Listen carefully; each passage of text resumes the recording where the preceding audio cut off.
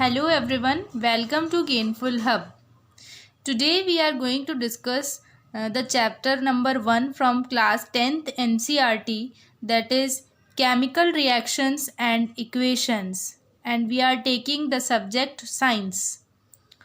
So these are the questions which may come in one word and which may come in fill in the blanks, and you may find some of the questions in MCQ form in your examination.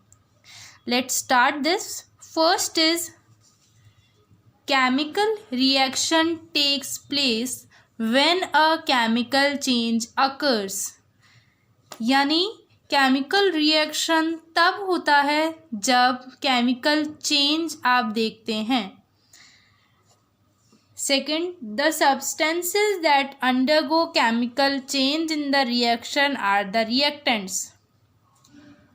वो substances जिनमें कोई chemical change आ रहा है उनको बोला जाता है reactants.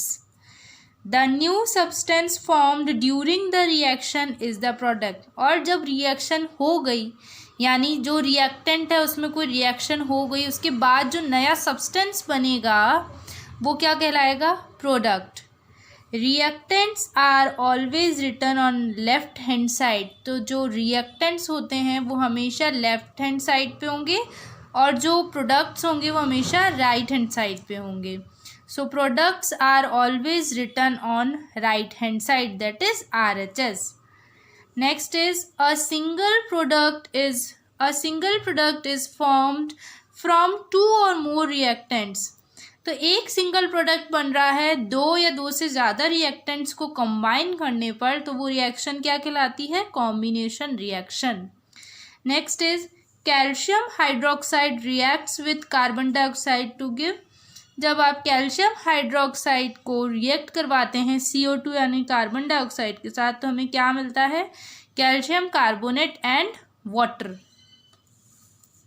A single reactant breaks down to give simpler products. एक रिएक्टेंट जब टूटता है, ब्रेक डाउन होता है, क्या सिंपल 2 प्रोडक्ट्स दे रहा हो तो उसको कहते हैं decomposition reaction. In thermal decomposition decomposition is carried out by heating. तो आपसे पूछा जा सकता है कि ऐसा कौन सा डीकम्पोजिशन है जिसमें सब्सटेंसेस का डीकम्पोजिशन हीटिंग करके होता है. तो you have to answer thermal decomposition. Thermal means heating. White silver chloride turns dash in sunlight.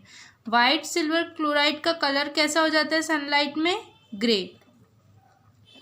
Reactions in which energy is released are exothermic reaction. ऐसी reactions जिसमें एनर्जी रिलीज होती है उनको क्या बोलते हैं? exothermic reaction. Reactions in which energy is absorbed are endothermic reactions. ऐसी reactions जिसमें एनर्जी एब्जॉर्ब हो रही है वो कहलाती हैं endothermic reaction. नेक्स्ट देख लेते हैं.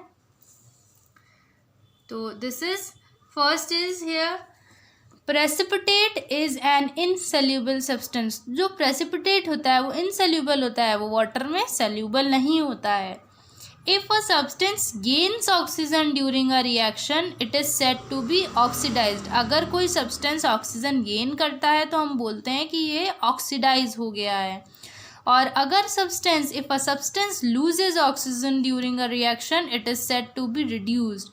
और अगर ऑक्सीजन उसमें से रिमूव हो रही है तो it is said to be reduced. Precipitation reaction produce dash salts.